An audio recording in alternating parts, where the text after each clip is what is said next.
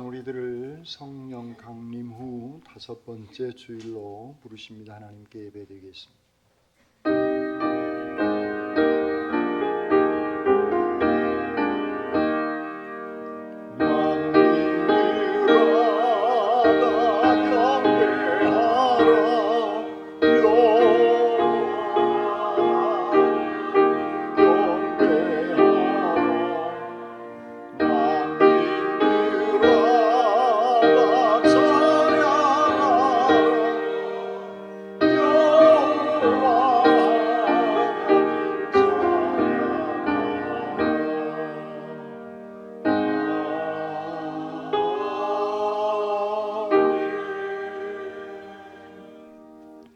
사랑의 하나님, 우리의 마음을 활짝 열어주셔서 이 시간 주님만을 높여 송축하오니 우리의 삶을 기뻐 받아 주시옵소서. 이 시간 주님의 은혜로 충만케 하여 주시옵소서.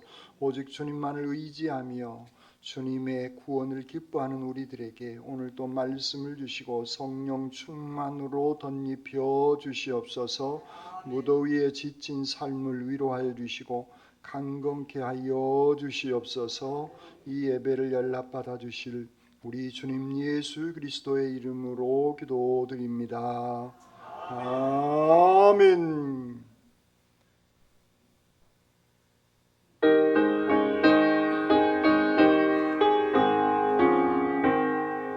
예수 우리 왕이여 이곳에 오셔서 왕께 드리는 영광을 받아 주소서. 우리는 주님의 백성, 우리는 우리 왕이라 왕 대신 예수님 오셔서 좌정하사 다스리소서. 예수 우리 주시오 이곳에 오셔서 우리가 주께 드리는 찬양을 받아주소서. 우리는 주님의 종들, 주님은 우리 주시라. 주 되신 예수님 모셔서 이 찬양을 받아주소서.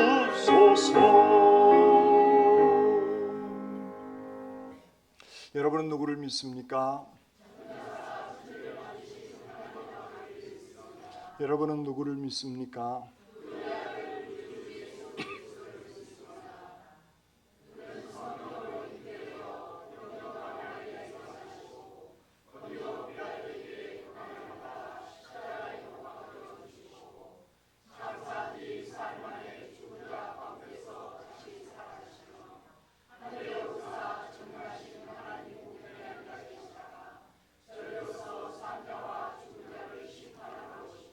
여러분은 누구를 믿습니까?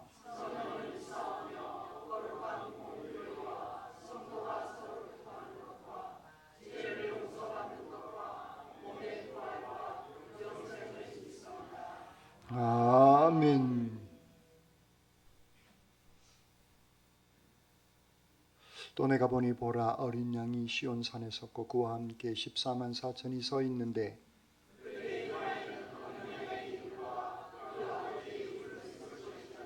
내가 하늘에서 나는 소리를 들으니 많은 물소리와도 같고 큰 우레소리와도 같은데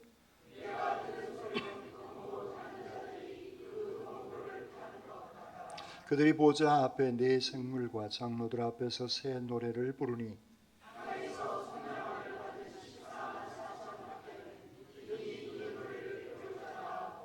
이 사람들은 여자와 더불어 더럽히지 아니하고 순결한 자라. 사람 가운데에서 속량함을 받아 처음 익은 열매로 하나님과 어린 양에게 속한 자들이니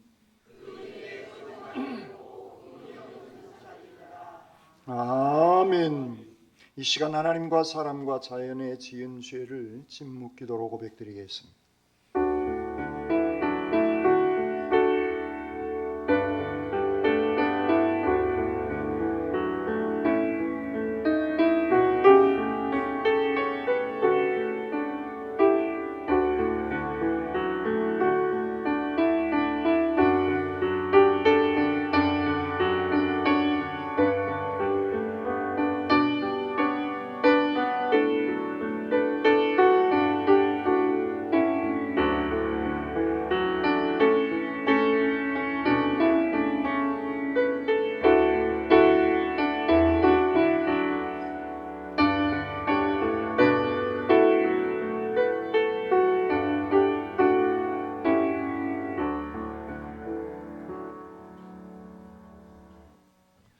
복음의 기쁜 소식입니다.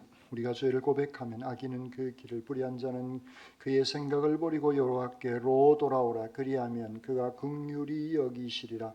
우리 하나님께로 돌아오라. 그가 너그럽게 용서하시리라는 말씀을 의지하여 이제 그리스도 예수 안에서 우리의 죄가 용서받았음을 선언합니다.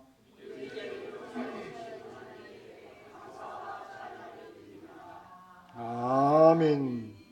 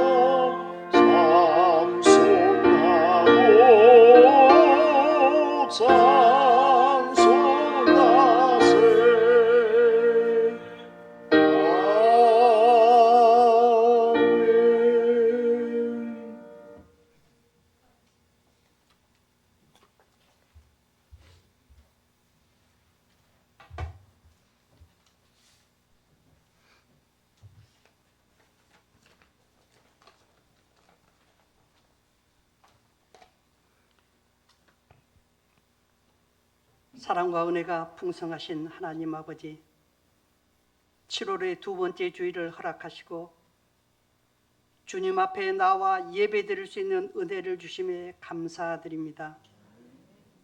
지친 세상 속에서 주의 날을 구별하여 예배의 자리에 서게 하신 주님의 인도하심을 찬양합니다. 주님, 무더위와 기상이변으로 고통받는 이들이 많습니다. 지치고 힘든 이들에게 생수 같으신 주님의 위로가 임하게 하옵소서. 수고하고 무거운 짐진 자들아, 다 내게로 오라. 내가 너희를 쉬게 하리라 하신 주님의 말씀처럼 이 시간 예배 가운데 진정한 쉼과 회복이 있도록 역사하여 주시옵소서. 7월은 방학과 여름 성경학교로 인해 어린아이들과 청소년들이 더욱 교회와 가까워지는 시간입니다. 이번 여름의 모든 사역 가운데 성령께서 친히 역사하여 주시고 어린 영혼들의 마음에 복음의 씨앗이 잘 심기도록 인도하여 주시옵소서. 그 씨앗이 자라 열매 맺기까지 믿음의 선생님들과 부모들에게 지혜와 인내를 더하여 주시옵소서. 하나님 아버지, 우리의 기도는 주님의 말씀을 청종하며 하나님 뜻과 나의 의를 분별함에서 시작되어야 함을 고백합니다. 내가 옳다고 여긴 길이 주의 뜻이 아닐 수 있으며 내 생각이 틀릴 수 있음을 겸손히 받아들이는 믿음을 허락하여 주시옵소서. 다른 이의 말에 귀 기울이고 공동체 아래서 서로 용납하며 주님의 사랑으로 하나 되게 하옵소서. 사도 바울이 에베소서에서 권면하신 말씀처럼 모든 겸손과 온유로 하고 오래 참음으로 사랑 가운데서 서로 용납하고 평안에 매는 줄로 성령이 하나 되게 하는 것을 힘써 지키는 우리가 되게 하옵소서. 주님, 우리 순천 중부교회 모든 성도들이 이 여름을 단순한 휴식이 아닌 신앙의 온기를 다시 채우는 시간으로 삼게 하옵소서. 매일의 삶 속에서 성령님을 의지하며 말씀으로 깨어있고 기도의 끈을 놓지 않고 기도의 자리를 사모하는 믿음의 자녀로 살아가게 하옵소서. 담임 목사님과 전도사님 위에 성령의 기름 부으심을 더하여 주시고 선포되는 말씀마다 생명이 담기게 하시며 듣는 모든 성도들의 마음에 변화를 주는 능력이 말씀이 되게 하옵소서.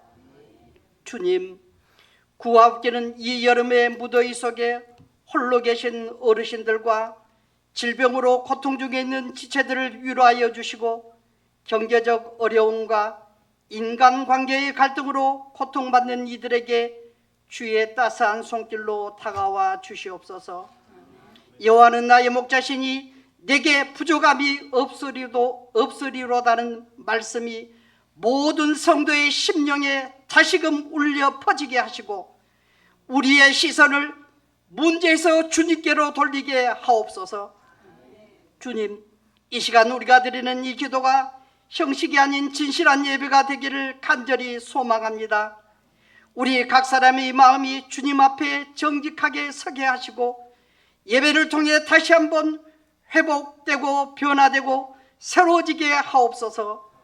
감사함으로 찬양하는 성가대를 기억하여 주시고 수고로운 일도 묵묵히 헌신하는 모든 봉사들을 기억하여 주셔서 그들의 삶이 주님이 주시는 귀한 열매로 가득 차고 넘치게 하시옵소서.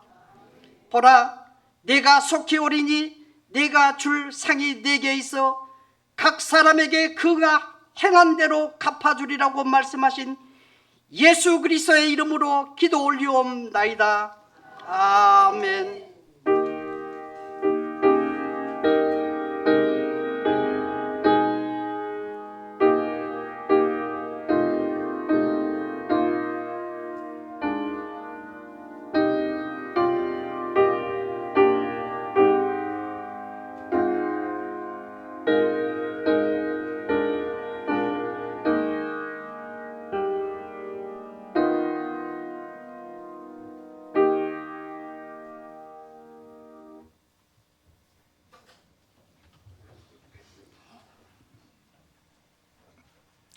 오늘의 말씀은 요한계시록 1장 1절로 3절입니다. 예수 그리스도의 계시라. 이는 하나님이 그에게 주사 반드시 속히 일어날 일들을 그 종들에게 보이시려고 그 천사를 그 종 요한에게 보내어 알게 하신 것이라. 요한은 하나님의 말씀과 예수 그리스도의 증거 곧 자기가 본 것을 다 증언하였느니라. 이 예언의 말씀을 읽는 자와 듣는 자와 그 가운데에 기록한 것을 지키는 자는 복이 있나니 때가 가까움이라. 주님의 말씀입니다. 주님께 감사합니다.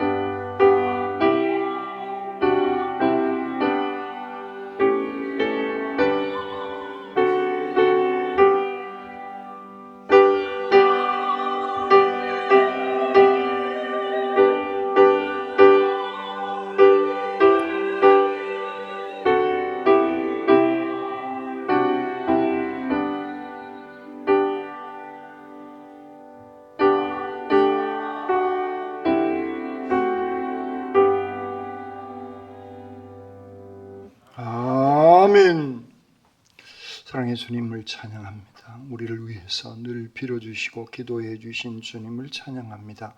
아버지 하나님, 이 한 시간 부족한 종이 말씀을 들고 섰습니다. 인간의 모습은 주님 뒤에 감춰주시고 주님의 생명의 말씀만 증언케 하시옵소서. 말씀으로 저희들 가운데 늘 함께하여 주시는 우리 주님 예수 그리스도의 이름으로 기도드립니다. 아멘. 이 성스러운 주일 아침에 하나님의 신령한 은혜와 능력과 축복이 여러분들 가운데 함께 하시기를 주님의 이름으로 축원합니다. 아멘. 앞사람, 옆사람, 뒷사람 인사 나누십시다. 집사님, 주님의 이름으로 사랑합니다.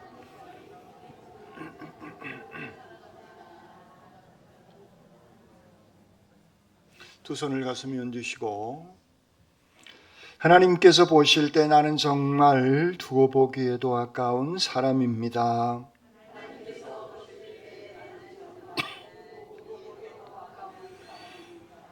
아멘. 그렇습니다. 우리 하나님께서 보실 때 정말 두고 보기에도 아까운 소중한 사람들입니다. 그러므로 내가 생각을 하고 마음을 먹고 말을 하고 행동을 할 때에도 하나님께서 보실 때 두고 보기 아까운 귀한 삶을 살아가시기를 주님의 이름으로 축원합니다. 우리가 지금 계시록을 계속 묵상하고 있습니다. 계시록을 볼 때 이 세상에 일어난 일, 곧 우리를 구원하시는 하나님의 뜻과 그리고 그 하나님의 뜻에 거역하는 악한 세력과의 영적, 육적 싸움이 오늘 우리가 살아가고 있는 지상에서의 그런 삶의 현장인 것은 분명한 사실입니다. 성경의 역사를 보게 되어지면 일관된 그런 싸움입니다. 아담이 범죄한 이후 가인으로, 노예 시대로 계속되어지는 사람들의 그 갈등, 싸움, 이런 것들이 그렇게 계속 이어져 내려오죠. 거기에 비해 하나님께서는 그런 인간들을 다시 회복시키시고 구원해 내시려고 하는 하나님의 노력, 하나님의 역사, 거기에 사탄은 끊임없이 그 성령의 역사, 하나님의 인도하심을 회방하는 그런 모습으로 우리는 영적 또 육적인 그런 삶의 현장 한가운데 있는 것이죠. 요한계시록은 소아시아 7교회에 여러분들 새벽 시간에 지금 쭉 따라오고 계신다라고,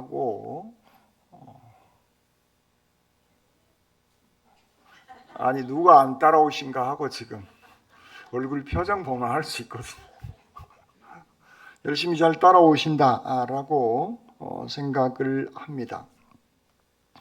소아시아, 지금의 튀르키예, 옛날엔 터키라고 그랬죠. 튀르키예 지역에 있는 그 이외에도 다른 교회들이 있었죠. 그런데 소아시아, 그 특별히 7교회, 7이라고 하는 그런 완전, 하나님의 말씀의 완전, 그런 의미, 교회는 완전해야 된다라고 하는 그런 여러 가지 많은 의미가 함축되어져서 소아시아 7교회에 보내는 편지의 내용인 것입니다. 이 시대는 육적으로는, 소위 정치적으로는 로마 제국의 압제 아래 있는 겁니다. 우리로 하면 일본의 강점, 일본 식민지 시대와 비슷한 그런 시대다. 그래서 특히 교회는 여러 가지 모습으로 핍박을 받고 있었던 그런 시대인 겁니다. 그런데 그 시대의 기독교는 많은 다른 예수를 안 믿는 일반 대중들에게 있어서 선한 종교로 이렇게 존중받고 일컬음을 받게 되어진 것이죠. 당시의 지배는, 세상의 지배는 로마, 팍스 로마라고 그러죠. 힘에 의한 그런 지배인 겁니다. 그리고 그 시대에는 도둑, 강도, 산적, 떼들, 이런 일들이 일상화되어지는 그런 시대이기도 한 겁니다. 그런데 그 시대 기독교인들, 예수님을 따르고 믿고 신앙으로 고백한 사람들이 들어간, 그들이 사는 장소는 도둑, 강도, 이런 일들이 일어나질 않아요. 왜냐하면 그들은 예수님의 가르침을 받은 사랑하고 나누고 섬기는 그런 삶을 살아갔던 사람들이 기독교인들인 겁니다. 그래서 기독교는 1세기 소위 초대 시대에 선한 그런 종교로 지금도 2000년이 지난 지금도 기독교는 선한 종교임에 틀림이 없습니다. 한치 오차가 없습니다. 문제는 기독교인들이 그 사단의 유혹과 꿰매 넘어가서 오늘날 교회가 문제가 있는 것이지, 그리스도의 가르침, 예수님의 가르침은 지금도 2000년 전이나 지금이나 동일한 가르침을 하고 있는 것입니다. 그런데 로마 권력의 입장에서는 이들이 로마 황제를 주인으로 고백해야 되는데 그렇지 않은 겁니다. 이웃을 사랑하고 섬기고 나누는 그런 삶을 살아가고 있지만 로마 황제를 주인으로 고백하지 않고 예수 그리스도를 주인으로 고백한 그들을 로마 제국은 미워하고 있는 겁니다. 그래서 박해를 계속해서 가하고 있는 것이죠. 그런 상황 속에서 여러분 생각하실 때 교회가 위기일까요? 아닐까요? 우리는 그런 상황이 박해의 시대가 되어지면 교회는 위기다 이렇게 생각할 수 있습니다. 아니에요. 기독교 역사 속에서 또 그 이전에 구약의 성경 역사를 다 통틀어 봐도 밖의 박해가 위기냐? 그렇지 않습니다. 어쨌든 기독교는 그런 박해 가운데 노출되어진 그런 상황이 당시 1세기에 살고 있는 기독교인들의 삶의 모습인 것입니다. 그런데 그 외부에서 힘들게 어렵게 박해하는 그 상황 속에서 붙들어주고 있는 말씀이 하나님께서 우리와 함께 하시고 우리를 구원해 주신다라고 하는 그 귀한 믿음의 확신이 초기 기독교인들 가운데 엄청 강하게 있었던 겁니다. 그런데 문제는 오늘 이 시대처럼 하나님의 말씀이 이 종이로 기록되어지거나, 지금은 종이도 필요 없죠. 여러분 손 안에 있는 핸드폰 안에 말이 핸드폰이지 이게 컴퓨터예요. 여러분 손 안에 컴퓨터 안에 성경이 다 들어있단 말입니다. 그런데 1세기 기독교인들에게는 하나님의 말씀을 접하기가 정말 쉽지 않는 그런 겁니다. 그래서 이 영적 육적인 싸움을 이겨내야 하는데 그들은 예수 그리스도께서 우리를 구원해 주신 구원의 역사, 구원의 확신, 그 믿음으로 그들은 살아가고 있는 겁니다. 이때 하나님께서는 요한을 통해서 한 줄기의 빛을 이 소아시아 7교회 교우들을 넘어서 그 외에 많은 교우들에게 하나님의 말씀을 보내시고 있는 겁니다. 믿음의 확신, 구원의 확신을 붙잡고 살아가고 있는 그들에게 요한계시록의 이 말씀은 한 줄기 빛이 내려오는 그런 능력의 말씀인 것이고, 이 요한계시록은 이 땅에서 로마가 힘을 가지고 우리를 박해하고 핍박하고 괴롭히지만 최후의 승리는 교회인 것이고 기독교인이 최후의 승자로 남게 되어질 것임을 요한계시록 1장에서부터 22장까지 끊임없이 말씀하고 있는 겁니다. 이 약속의 말씀을 들을 수 있는 겁니다. 이 들을 수 있는 것, 하나님의 말씀을 읽고 들을 수 있는 것, 이것은 1세기 기독교인들에게 어마어마한 능력의 말씀으로 그들에게 다가오게 된 것이죠. 바로 그분이 누구냐? 예수 그리스도다. 예수 그리스도를 이 세상에 보내심으로 그 계시, 숨겨진 그 비밀 같은 말씀을 예수 그리스도를 통해서 드러나게 하셨고, 그 예수 그리스도를 통하여서 인류는 구원함을 누리게 되어진다라고 하는 이 말씀을 요한계시록을 통하여서 하고 있는 것입니다. 사도 요한은 1장 1절에서 사도 요한의 계시라 이렇게 기록하고 있지 않습니다. 오늘 본문에 보면 예수 그리스도의 계시라 이렇게 시작하고 있는 겁니다. 요한계시록을 계시로 이 땅에 오신 분은 예수 그리스도이시고 그 예수 그리스도를 통하여서 요한계시록이 계시의 말씀이 오늘 우리에게 주어지게 되어졌음을 분명하게 요한은 밝히고 있는 것입니다. 하나님께서는 악한 세상 속에서 교회를 지키는 당신의 종들에게 하나님의 구원을 알게 하시고 하나님의 구원의 계획을 알게 하심으로 이 세상을 이길 수 있는 예수 그리스도 곧 계시의 말씀을 이 땅 위에 계시의 완성으로 오신 그 예수 그리스도의 말씀을 사도 요한을 통해서 허락하여 주고 있는 겁니다. 중요한 것은 예수 그리스도의 계시라 이는 하나님이 그에게 주사 그에게 주셨대요. 이 말은 이 계시는 예수 그리스도에게 주셨다는 거예요.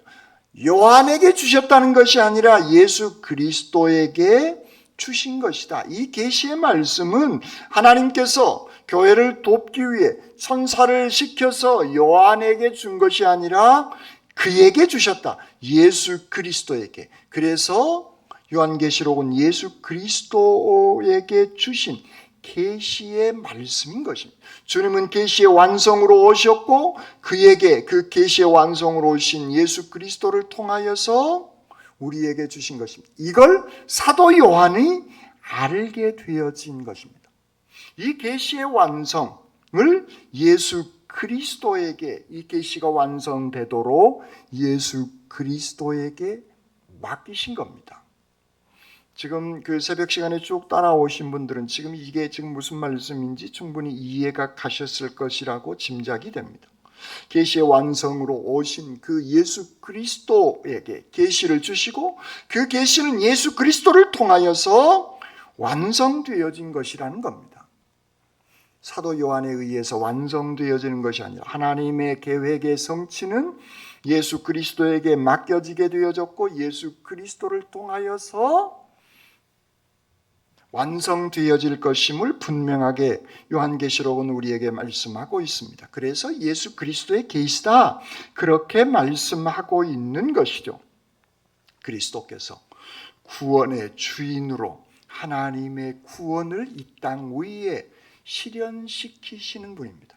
그래서 계시로 오셨지만 또 계시의 완성도 되어지십니다. 그래서 오늘 1장 1절 시작은 예수 그리스도의 계시다 이렇게 말씀하고 있는 것입니다. 하나님의 구원의 역사 속에서 예수 그리스도가 빠져버리면 그래서 다른 길로 구원받을 수 있는 길이 있지 않느냐? 주변의 인문학자들은 다양하게 얘기합니다. 성경은 아니라는 거예요. 예수 그리스도만이 우리의 구원의 완성을 시키실 분이고 그분에게 있어서만이 그 완성의 소망이 있으시는 분임을 성경은 한결같이 말씀하고 있는 것입니다. 그래서 구약은 오실 예수 그리스도를 얘기하고 있는 것이고 신약은 오신 예수 그리스도에 대해서 설명하고 요한계시록은 그 그리스도를 통해서 그 완성으로 오신 그 계시의 완성으로 오신 예수 그리스도를 통해서 마지막 모든 것들이 구원이 종결되어짐을 말씀하고 있는 것입니다. 그런데 이 계시 예수 그리스도를 통해서 주신 이 계시가 반드시 속히 이루어진다 그렇게 말씀하고 있는 것입니다. 하나님의 분명한 계획, 그 계획은 예수 그리스도를 통해서 완벽하게 실현되어질 것이고 성취되어질 것임을 하나님은 그 계획을 가지고 계시고 신실하신 하나님은 그 계획을 반드시 이루시고야 마시는 그런 하나님이십니다. 하나님의 구원의 계획은요, 그 시대를 살고 있는 사람들의 입장에서 너무 더디 온 거 아니야? 이게 너무 늦은 거 아니야? 하나님은 이거 역사 속에 개입 안 하신 거 아니야? 라는 의구심들을 갖습니다. 힘들고 어려운 삶의 그 현장의 한 복판에 있는 사람들에게는 하나님을 향한 그 하나님의 구원에 관한 의구심들을 사람들은 믿음이 있다고 하지만 그런 생각들을 가질 수 있습니다. 오늘 여러분들은 이 평화로운 시대 속에 살아가지만 내가 이렇게 힘들고 어려운데, 그 힘들고 어려움은 다 달라요. 각자 다 다릅니다. 그런데 그 각자 다 다른 힘들고 어려움 속에서 목사님의 설교는, 하나님의 계획은 분명히 이루어진다고 하는데 왜 이게 이루어지지 않지? 라는 의심. 그게 대표적인 시대가 어느 시대냐면 출애굽. 많은 시대 속에 등장하지만 출애굽기도 역시 마찬가지인 것입니다. 하나님은 모세를 어렸을 때부터 선택하시죠. 그가 나일강에 띄어지지만 악어 밥도 안 되고 어찌됐든 구사일생으로 그는 공주의 손에 이끌려서 왕실에서 성장하게 되어집니다. 그래서 자기 민족이 고통을 당하게 되어지자 애굽의 군사를 죽입니다. 그가 이스라엘 민족을 위해서 뭔가 나는 이 민족을 구원해내야 되겠다라고 애굽, 자기 동족을 괴롭히는 애굽의 군사를 때려 죽입니다. 그리고 그는 거기에서 더 이상 살지 못합니다. 소위 유배 아니면 도망자의 신세로 시내 산에 목동으로 처가살이하면서 그는 살아가게 되어지죠. 그러면 그 시대에 살고 있는 430년 동안 노예로 살고 있었던 이스라엘 사람들 입장, 그 삶의 현장, 말이 430년이 여러분 길게 살아 100년이에요. 여러분 세대뿐만 아니라 여러분 자녀, 손자, 증손자 세대까지 지금 심각한 고통을 당하고 있어요. 그런데 하나님의 계획은 하늘의 별처럼 우리 민족을 축복해 주신다라고 얌풋하게 우리 옛날 그 고조 할아버지보다 더 오래된 그 할아버지에게 약속한 그 하나님의 말씀 도대체 어디 갔냐? 라고 의심할 수 있는 그 역사의 한 복판에 있었단 말이죠. 그런데 하나님의 구원의 계획은 사람들이 의심하지만 400년이 지난 후에 하나님의 구원의 계획은 다시 모세를 통하여서 실현시켜 내시는 여호와 하나님 아버지이신 줄 믿습니다. 하나님은요 반드시 실현하시는 하나님입니다. 하나님은 계획을 세우시고 중단하지 않습니다. 예루살렘에 그리스도인들에게 핍박이 임하게 되어집니다. 그러자 사도행전을 보면 사도들은 예루살렘에 있는데 다른 모든 초대교회 교인들은 흩어집니다. 도망간 게 아니에요. 흩어져서 그들의 이유가 아이고 내가 힘들고 어려우니까 다른 데로 가야지. 그게 아니라 도망간 것이 아니라 내가 다른 곳에 가서 박해에 덜한 곳에 가서 이 복음을 전하리라 라고 흩어지기 시작하게 되어집니다. 그래서 복음은 점점 안디옥에서 그리고 튀르키예로 그리고 유럽으로 넘어가서 세계 전역에 하나님의 복음은 확장되게 되어지는 것입니다. 그런데 그 시대, 그 박해의 시대 현장에 있으면 고달고 힘들고 어려운 것이죠. 요한도 반모섬에 유배되어져서 힘들고 어려운 시간을 보내고 있습니다. 요한의 입장으로 여러분이 가신다면 유배당한 입장, 육지에 가지도 않고, 저 제주도에 제 동기가 옛날에 목회를 했는데 거기 한번 방문을 했어요.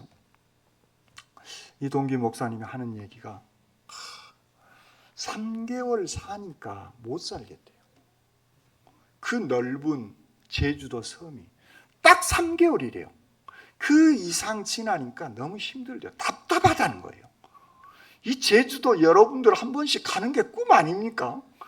네, 그러잖아요. 제주도 한 번씩 가는 것이 꿈인데 거기 살고 있는 사람의 입장에서는 3개월 사니까 답답해다요. 그래서 육지에 한 번씩 나와야 숨통이 트인다는 얘기를 들었습니다. 상상이 안 되죠. 저도 상상을 못했어요. 근데 얘기를 하다 보니까 그럴 수 있겠구나 라는 생각을 하게 된 겁니다. 여러분, 반모섬에 유배된 요한, 정말 답답하고 어려울 상황인 겁니다. 그래서 그는 내가 사도로 살다가 이게 실패한 것인가? 라고 낙심할 수 있는 상황인 겁니다. 그런데 예수 그리스도의 계시가 요한을 통해서 알게 하고 이 계시의 말씀이, 주님의 이 계시의 말씀이 교회로 흘러가게 하고 그 교회들을 더더욱 든든하게 하고 있다는 겁니다. 여러분, 우리 생각에는 안 된 것 같고 우리 생각에는 안 되니까 낙심하고 실패한 것 같지만 아니에요. 실패라고 하는 이 단어는 제가 개인적으로 아주 싫어하는 단어입니다. 우리에게 있어서 실패는 있을 수 없어요. 한번 그것은 실패라고 하는 단어는 경험을 한 겁니다. 경험한 일인 것이고 그 경험을 통해서 또 다른 삶의 계획을 이루어낼 수 있는 중요한 주춧돌의 경험을 한번 했다. 이렇게 생각하면 우리 신앙인들에게는 좋은 것 같습니다. 그것은 실패한 것이 아니라 하나님의 계시의 말씀을 이곳에서 소아시아 7 교회에 새로운 힘과 희망과 비전을 줄 수 있는 그 귀한 은혜의 말씀을 깨닫게 해주고 계시는 겁니다. 그렇습니다. 그러므로 우리가 실패했다라고 하는 이 단어를 사용하지 마시고 그것은 우리가 생각하는 것이고 하나님의 원대한 계획에서는 한 채 오차 없이 이루어지고 실현되어지신다는 겁니다. 속히 일어날 일, 이것은 우리의 욕심이 작동하기 때문에 속히 일어날 일, 그러면 내일 모레, 안 그러면 1년 뒤에, 시간적인 개념이 아니라 이것은 하나님의 계획이 있는데 그 하나님의 계획 속에서 좌절하고 포기한 것이 아니라 하나님의 계획은 내 입장에서 긴박하게 이루어져야 할 하나님의 사명이다. 그것이 속히 일어날 일로 우리가 이 본문의 말씀을 이해하면 좋겠다라는 생각을 해봅니다.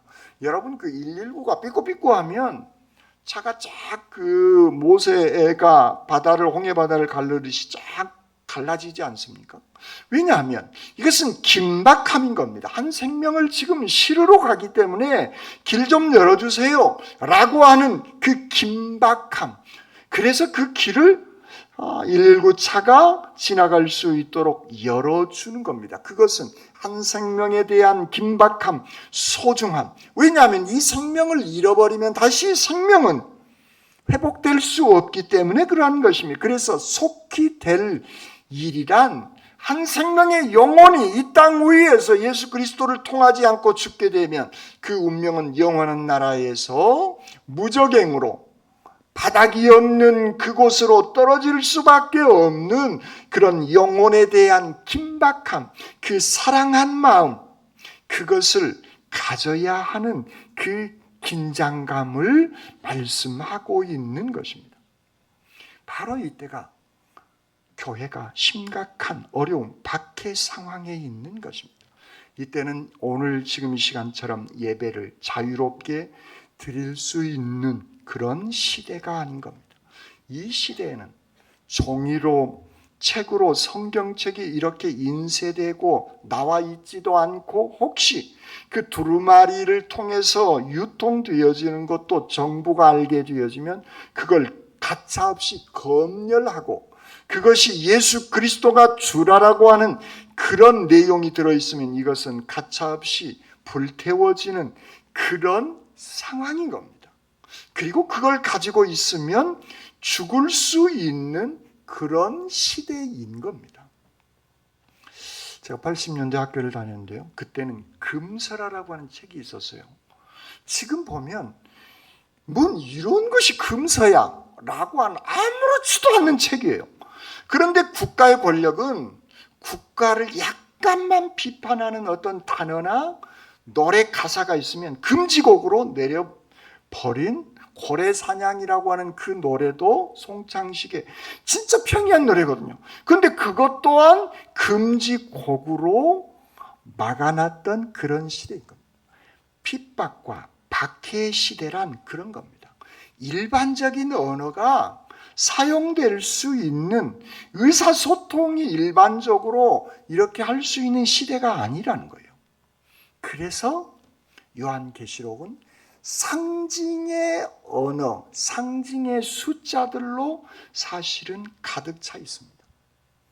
황제는 악한 짐승이다, 이렇게 성경에 기록할 수 없어요. 그러니까 짐승의 수, 불완전한 수, 완전한 수는 7이죠. 7보다 모자란 수는 6이잖아요. 그래서 666 이렇게 기록한 거예요. 황제를 일컫는 그런 의미로 상징의 숫자를 짐승이다, 그래서 666이다, 이렇게 요한계시록은 기록하고 있습니다. 그런데 그 모든 것을 알고 있는 성도들은 그 말씀이 읽혀지게 되어지면 그게 로마 황제를 의미하는 것이고, 우리의 주님, 우리의 구원자는 황제가 아니라 예수 그리스도이심을 확신하게 되어진 것. 그러니까 이 말씀을 읽고 들으면 감동이 몰려올 수밖에 없는 거예요. 이분이, 이 계시의 완성이 마지막 날 로마 황제가 우리를 구원하실 뿐이 아니라 예수 그리스도가 계시의 완성으로 우리를 구원하실 분이다라고 하는 그 말씀을 요한계시록을 통하여서 주님께서 사도 요한을 통해서 알게 하셔서 그것을 읽고 듣고 지켜 행하게 하시고 있는 겁니다. 그래서 그들은 그 하나님의 말씀을 듣고 읽고 그 말씀을 가슴에 새기고, 박해가 있어서 힘들고 어렵지만 이 어두움의 세력과 능히 우리가 싸워서 이겨낼 수 있다라고 하는 그 확신, 하나님의 그 원대한 계획은 우리가 최종적인 승리자가 될 수 있다라고 하는 그 귀한 믿음의 확신을 요한계시록을 통하여서 알게 하고 계신 겁니다. 그 하나님의 원대한 계획 속에서 사탄이 아무리 박해하고 핍박하고 방해한다고 한다 하더라도 우리는 이 귀한 주옥 같은 말씀을 주셨기에 우리는 능히 이겨낼 수 있습니다. 하나님 믿습니다. 하나님의 계획은 완성되어질 줄 믿습니다. 이 환난과 핍박과 박해 가운데도 우리는 능히 믿음으로 지켜나가겠습니다. 주님이 이 땅 위에 오셔서 우리의 구원자가 되어주셨습니다. 아버지 하나님, 지금 죽어가는 영혼들이 있습니다. 그 긴박함을 가지고 그들은 끊임없이 모이게 힘쓰고 말씀을 사모하게 되어진 것이죠. 그들의 영혼은, 1세기 기독교인들의 그 영혼은 정말 사슴이 시냇물을 찾듯 주님의 말씀을 간절함으로 갈급함으로 사모하고 있는 것입니다.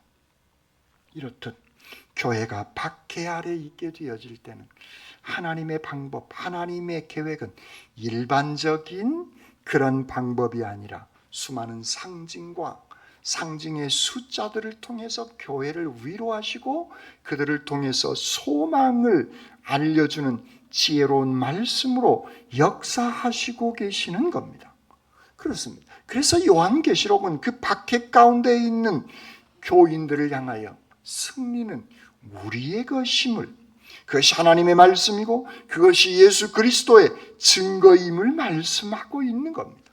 그래서 사도 요한은 3절에 이 예언의 말씀을 읽는 자와 듣는 자와 그 가운데 기록한 것을 지키는 자가 복이 있다, 때가 가까웠음이라라고 이런 진귀한 힘과 능력이 되어지는 그 말씀을 그들에게 낭송하도록 하고 있는 것입니다.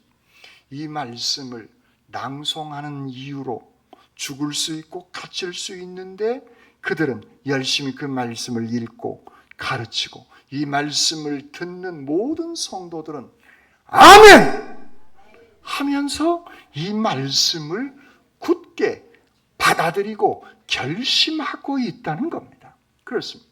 하나님은 그런 힘들고 어려운 박해 가운데서도 교회를 지켜주시고 그 교인들에게 다시 한번 사명을 회복시켜 주시는 그런 귀한 말씀으로 예수 그리스도의 이 계시를 읽고 듣고 지켜 행하도록 오늘 교회에, 오늘 우리에게 명령하시고 계시는 겁니다. 제가 설교 시작할 때 그런 말씀을 드렸죠. 교회가 외부의 박해에 의해서 핍박당하면 교회가 사라질 것 같죠? 그렇지 않습니다. 일제시대에 교회가 사라졌습니까? 그렇지 않아요. 33인 중에 17명인가 기독교인들이 거기에 서명했다는 거 아닙니까? 독립기미선언서에. 이건 대단한 역사인 것입니다. 초대 대한민국의 일제치하의 독립운동을 하는 사람들의 종교를 면면히 들여다보면 천주교도 기독교라고 같이 하고, 왜냐하면 예수 그리스도를 믿고 있기 때문에 모두가 거의가 다 기독교인들인 겁니다. 그들은 그리고 다 부자들이었어요. 그리고 그 모든 것들을 국가를 위해서 재산을 내놓고 독립운동을 했던 겁니다. 박해가 오면 교회가 힘들어진 것 같이 보이지만 교인들은 더더욱 굳건하게 서갑니다. 그런데 문제는 교회가 어려워질 때는 외부의 박해가 아니라 교인들이 진리를 떠나버리고 세속화되어질 때가 교회의 심각한 위기 상황인 겁니다. 대한민국의 기독교가 그래서 지금은 위기 상황으로 내치닫고 있는 것입니다. 소위 상식의 수준도 미달되어지는 일들이 일어나기 때문에 그렇습니다. 진리를 떠나버리는 것, 곧 그것은 주님의 이름을 얘기하지만 주님의 이름을 빙자해서 자기 감정, 자기 욕심에 충실한 삶을 살아가기 시작하게 되어지는 겁니다. 교회 위기는 박해가 아니라 진리를 떠나고 주님을 떠나게 되어지는 평화로운 시기의 위기였음을 기독교 역사는 우리에게 가르쳐주고 있는 것입니다. 그러므로 우리의 삶이 어려우면 어려울 때일수록 교인들은 진리의 말씀을 붙잡고 교회 공동체를 더더욱 굳건하게 지켜내야 하는 줄 믿습니다. 한 가정의 신앙인이 바로 서게 되어지면 그 가정과 그 가문을 회복시켜내고 살려내는 놀라운 역사가 하나님의 구원의 계획인 줄 믿습니다. 그렇습니다. 우리가 활동하는 그 작은 일들, 우리의 입술의 작은 언어들이 별것 아니고 미미하고 보잘것 없는 것처럼 생각할 수 있지만 아니란 겁니다. 여러분들의 그런 작은 삶의 표현들이 이 세상을 구원해내는 놀라운 하나님의 역사인 줄 믿습니다. 이 귀한 주님의 계시의 말씀에 날마다 이끌리는 복된 삶을 살아가시기를 주님의 이름으로 축원합니다. 아멘. 사랑의 주님 감사합니다. 말씀을 주시고 말씀을 통해서 은혜 베풀어 주신 주님, 이 평화로운 시대에 날마다 주님의 말씀을 읽고 듣고 그 말씀을 지켜 행함으로 말미암아 하나님의 계획이 오늘 이 시대에 우리를 통하여서, 나를 통하여서 이루어져 나갈 수 있도록 아버지 하나님 은총 베풀어 주시옵소서. 저희들에게 귀한 은총을 베풀어 주시는 우리 주님 예수 그리스도의 이름으로 기도드립니다. 아멘.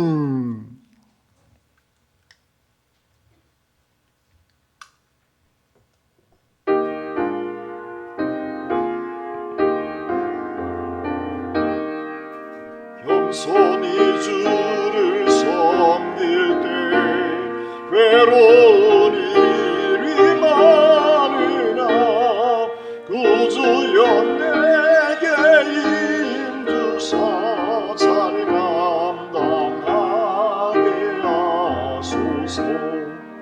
인자한 말을 가지고 사람을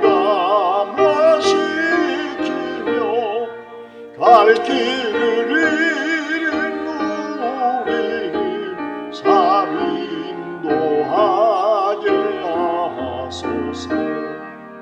구주의 귀한 인내를 깨달아 알게 하시고 굳건한 믿음 주셔서 늘 승리하게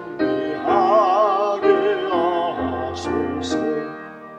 장래의 영광 비추사 소망이 되게 하시며 구주와 함께 살면서 삶 평강하게 하소서.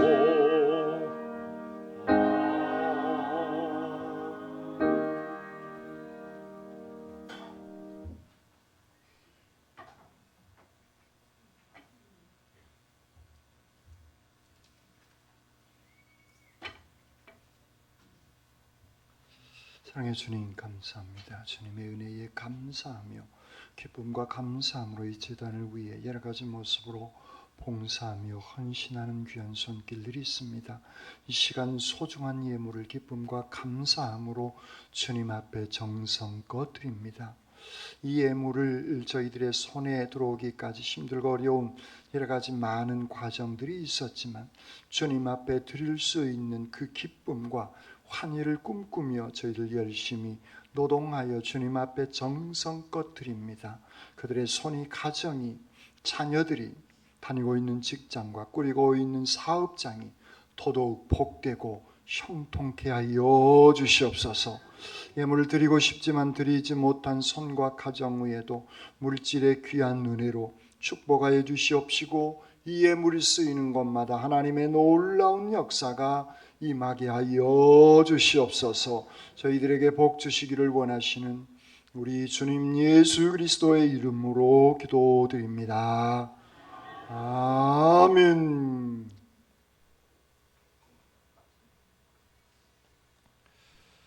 기관별 모임 예배 후에 지정된 장소에서 모여주시기 바랍니다. 나머지 광고는 주보를 참고해 주시기 바랍니다.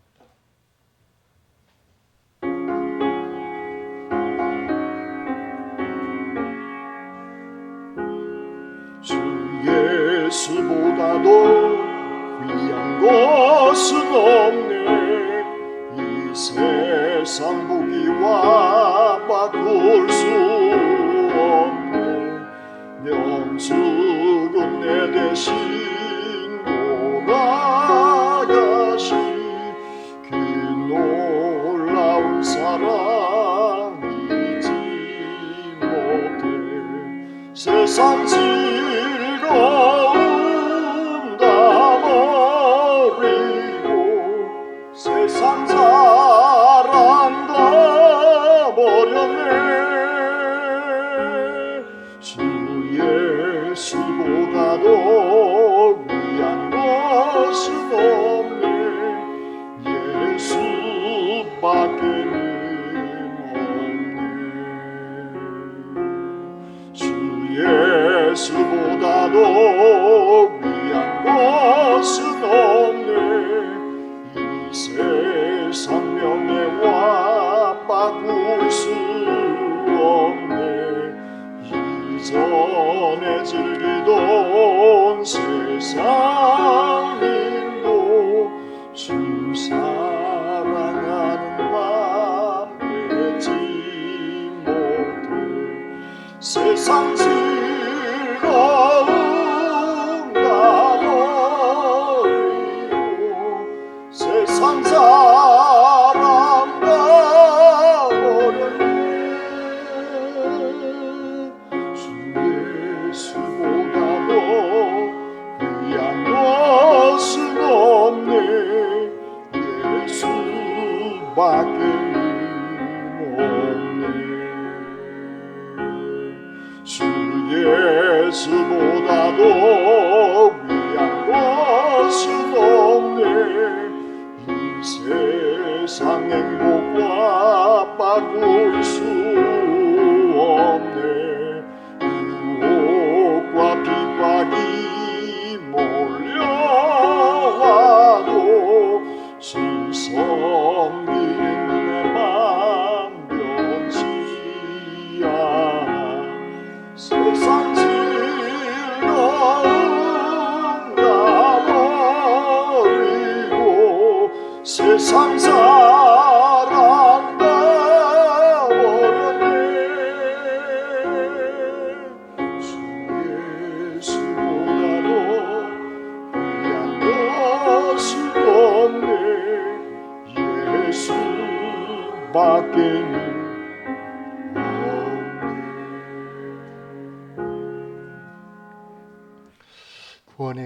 하나님의 구원을 방해하고 대적하는 악한 세력과의 싸움에서 결국 교회가 승리한 줄 믿고 말씀으로 이기게 하시옵소서.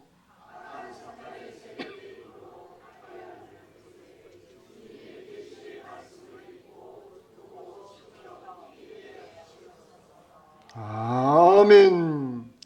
이제는 길이요 진리요 생명이 되어주신 우리 주님 예수 그리스도의 은혜와 아버지 하나님의 무한하신 사랑하심과 성령님의 역사해 주시고 함께하여 주시는 귀한 은총이 모든 악한 세력들, 박해하는 그런 모든 권세를 주님의 계시의 말씀을 읽고 듣고 지켜 행함으로 승리하기를 다짐하는 주님의 모든 백성들 심령 위에와 군문의 다른 도시에 흩어져 있는 우리의 자녀들 앞날 위에와 질병 때문에 힘들어하고 아파하고 있는 믿음의 식구들의 건강 회복 위에와 멀리 외국에까지 나가 있는 주님의 백성들 머리 위에 이제로부터 영원토록 함께 하옵시기를 간절히 축원하옵나이다. 아멘.